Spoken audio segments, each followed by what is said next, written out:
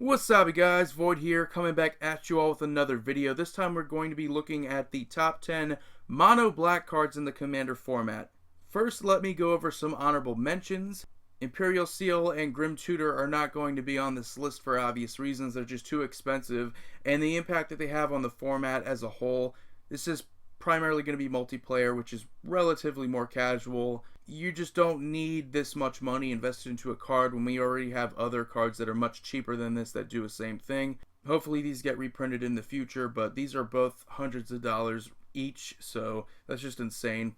Hero's Downfall, Silence the Believers, and Damnation are all relatively creature-based removal. That's the one downfall to mono black and commanders, that it doesn't really do a good job of dealing with artifacts and enchantments. Hero's Downfall does have the luxury of being able to deal with a planeswalker, which is okay. But overall, cards like Damnation that are expensive, I mean, they're good, but it's essentially just a mono black version of Wrath of God. I mean, it's nothing too special. Then we have Liliana Vess and Sauron Markov, which Liliana Vess, I would put her on this list maybe a year ago. Since then, we've had much better cards, and overall, she's just not as powerful. Her plus is rather tame. Forcing an opponent to discard a card is sometimes good, but giving them the option of discarding any card from their hand is a lot better than just discarding it random, so it's pretty weak. Her minus is really the best thing about her, though. You get the Vampiric Tudor-like ability. Downfall is that it doesn't put it to your hand, it just puts it on the top of your library. And her alt is usually not going to be relevant unless you're playing a pretty casual game or you're playing with an Atraxa deck that's a lot easier to get loyalty counters on her. Sauron Markov is essentially just a little bit too dickish. His minus is really powerful in this format, but really, from a practical sense, it's not something you would want to have in a multiplayer game. This essentially just hates on one player, which is pretty unfair, and the likeliness of them coming back from just having their life total down to 10 is pretty slim, and it's not, to me, it's not fun. Having a planeswalker that comes out there for 6 mana votes a player out of the game. To me, that's just a little unfair. His plus is weak, so there's really no incentive to get to his alt, again, unless you're playing an Atraxa deck. But his alt is Mindslaver, essentially, but his minus is the only real use for him in this format in a multiplayer sense. And he is a little bit too dickish for me. Let's get on to the list here. Number 10 is Dictated Erebos. Just narrowly edges out Grave Pact for the reason that it has flash. It's so much better than Grave Pact when you consider that you have timing on your side. You get to flash this into play during combat, have some of your creatures die. Each one of your opponents sacrifices that many creatures. Insane. Do this whenever your opponents try to play a one-sided removal spell, something that destroys all your creatures, something that destroys any number of your creatures. Being able to flash this into play in response guarantees that your opponents are getting hit as well. So, in sacrifice, removal is just insanely powerful. It's easily the best removal, even beyond exiling, because it does deal with protection, it does deal with hexproof and shroud. So, if you're able to get this off and use something like a sack outlet, grinding away at your opponent's creatures, I mean, it's insane. Number 9 is Mikaeus the Unhallowed, one of the best mono black creatures that you can find, and it's not just because of his synergies with Triskelion, the infinite combo there, infinite death triggers, infinite damage triggers, just make him insanely intimidating for that reason, but the fact that he synergizes so well with Black has a ton of recursion based cards. This isn't any different. When you're playing sack outlets and things like that, obviously it makes a keyword like Persist just insane that you can go infinite with that. If you have a Blood Artist out there and you have a Glenalendra or a Puppeteer Click, something like that with Persist, and you have a sack outlet and you have something that can deal damage or have your opponents lose life, such as a Blood Artist, that's infinite life triggers and life loss triggers there. Pretty good. But really just synergizes perfectly with Black, and zombie decks love him because he gives like an anthem to all your non-human creatures, which is funny. But he has just the best synergies in Black when it comes to graveyard-based decks, and just being able to bring creatures back with +1/+1 counters on them. It's pretty decent. Number 8 is Sheoldred Whispering One. Now, yet another good legendary mono black creature. She's also a pretty solid commander option as well. She's just an intimidating creature once you get her out there. people are just starting to panic. Each upkeep they're sacrificing their creatures. Each one of your upkeeps, you get to bring a creature back from your graveyard to the battlefield. Just what you want to do in black. The ideal situation. You want to force Voltron decks to sacrifice their Voltron commanders. It's just perfect. She fits in well with graveyard-based decks. She fits in well with any sort of deck. If you're looking for a big creature in black, she's the big creature in black. There's not too many better options that you can go with that give you this much value. So it's never a bad thing in general when you look at the Praetors and you want to look for a big creature. You can get it easily in a Praetor. And Sheoldred is far from the worst Praetor. Number 7 is Razaketh the Foul-Blooded. Now this selection might seem a little premature. He's only been out for a couple months. However, I just absolutely love him. I think the fact that, yeah, he's an 8/8 flying trample, okay stats for 8 mana.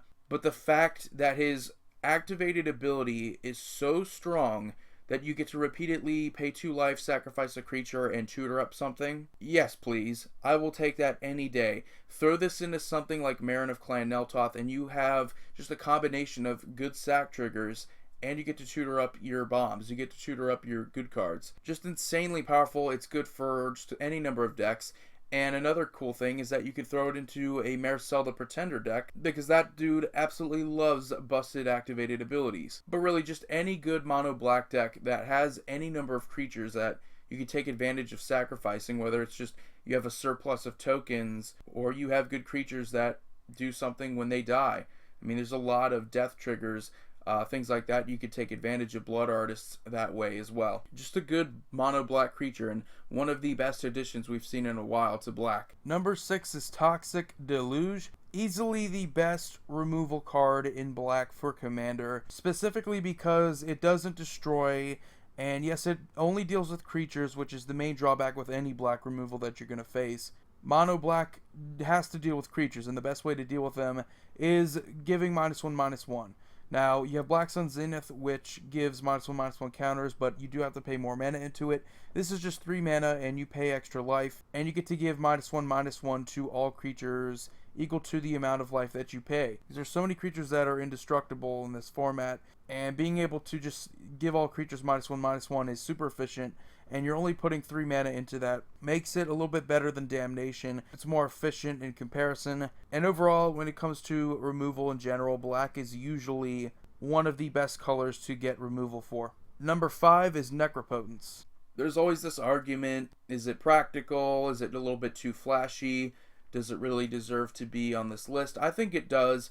Mainly because it's just powerful. I mean, you get to fill your hand up each end step. Obvious downsides is the fact that unless you have like a Reliquary Tower effect, you can't really go beyond 7 cards, and you skip your draw step. So there is a chance where this just isn't as powerful as you want it to be. And there are many situations where a Necropotence just isn't going to matter. But ideally, you want to play this card in a combo-based deck, or a deck where you have alternative win cons, such as Oloro, Aegis Ascetic, things like that, where you're not going to be winning by combat. So I don't understand why you would play a card like this in any non-combo based deck, or any deck where you don't have a way to win beyond just creatures. But aside from the downsides, it is still one of the best black cards ever made. It's been dominant throughout its history and just overwhelming. If you're not able to keep up with it as an opponent, I mean, they're going to constantly get more and more advantage. It is something to deal with, and it is something that becomes an immediate problem.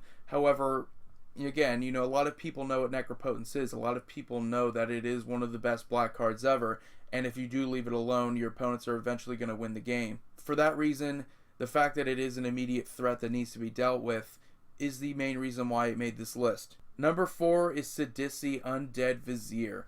Easily the best mono black creature in the format. Her exploit trigger is an ETB, so you can definitely abuse that. But the fact that you can throw her into just about any black deck. Razaketh has the downside that he might be a little bit too expensive. He may not be efficient or optimal for your deck. You may not have enough creatures to sacrifice to his ability to make it worthwhile. Sedition essentially can just come into play. If you don't have a creature, she just exploits herself, and you get to tutor up something from your deck. That's least optimal situation, but it's far from terrible. She synergizes perfectly with graveyard-based decks such as Marin of Clan Neltoth, things that are just great with sack triggers in general. She works very similar to Razaketh in that regards. that she's just good for sack triggers and triggering them, but she's just much more affordable, and she's been a presence in this format for a while now because of the fact that she offers you not just a tutor but a body to go with it, which is the main reason why we love these types of cards. Anytime you can get a certain ability on a creature, it always offers you a little bit more than just the regular ability, which is why cards like Reclamation Sage are good. We don't just play Naturalize. I mean, these types of abilities are good because they also give us a body. Same thing with cards like Eternal Witness. You want a body with the effect, and Sedition does give you a body with the ability to tutor. Again, just insanely powerful. It's super efficient. Synergizes perfectly with graveyard-based decks. Synergizes perfectly with zombie-based decks. One of the most powerful black cards in the format, and that's why she is number 4. Number 3 is Phyrexian Arena. Now, there's always going to be this debate about which is more efficient, Phyrexian Arena or Necropotence, and to me, it's always going to be Phyrexian Arena. You can play this as early as you want, and there's no downside to doing that. With Necropotence, it's a little bit like Hubris. Now, Phyrexian Arena is slow and steady, but you are just getting this huge amount of advantage over the course of a game, and you don't even realize it. It's essentially a one-sided Howling Mine in black, and you know how much people love that card. Why not play Phyrexian Arena? It's a one-sided Howling Mine. It's insane. You're just losing 1 life each one of your upkeeps, but you get to keep your draw step, versus Necropotence that takes it away from you. And yeah, Necropotence can back you into a corner too. Phyrexian Arena doesn't do that. Necropotence is a very hot or cold card. It's either going to give you everything you want, or it's going to give you nothing, and you're going to be completely screwed. Phyrexian Arena doesn't do that. At its best, it's going to give you a ton of cards over the course of a game if it's allowed to stay on the field. At its worst, it gets removed because it's a pretty good card. It doesn't really have any big downside, and that's the main thing I'm trying to bring up here, is that Phyrexian Arena's downside, it's almost not there. I mean, it can get removed. I mean, that's the only real downside. You're not going to worry about the life loss of a Phyrexian Arena. It's not relevant, really. Number 2 is Vampiric Tudor. Now, you probably already know what number 1 is, but let's talk about Vampiric Tudor here for a minute. It is 1 mana at instant speed, the best instant speed tutor, hands down. You're just paying 2 life to put whatever card you want at instant speed on the top of your library. That's just so powerful. All you really need to do is just get a draw spell, and you have that card right to your hand. That is the immediate downside, though, compared to number 1 on this list, which is Demonic Tutor. The main advantage that you get to pay just 2 mana at sorcery speed to get the card right to your hand. Now, this is always going to be a debate amongst black players, which card is better. To me, it's Demonic Tutor because you don't have to wait, and you don't need a draw spell to get the card right to your hand. You can just add the card right to your hand. So it has that immediate advantage, both of which are just automatic staples in any black deck you're playing. Even multicolored decks are going to consider playing both of these cards. They're just that powerful. Any deck that plays win cons, you need cards that can tutor them up. And black tutors are the best tutors because you don't have to reveal the cards that you get. It's not just the fact that you can get any card that you want, it's the fact that you don't have to reveal them either. So you're not just broadcasting your next turn's play right when you tutor up the cards you want. So it leaves a lot of guessing work for your opponents, and for that reason, those are 1 and 2 respectively. So anyway, guys, that was my top 10 list of the best mono black cards in the Commander format. Hope you enjoyed it. Feel free to leave any suggestions or feedback in general. I'm always open to anything you guys have to say to me. But anyway, you all have a wonderful day. Void here signing off.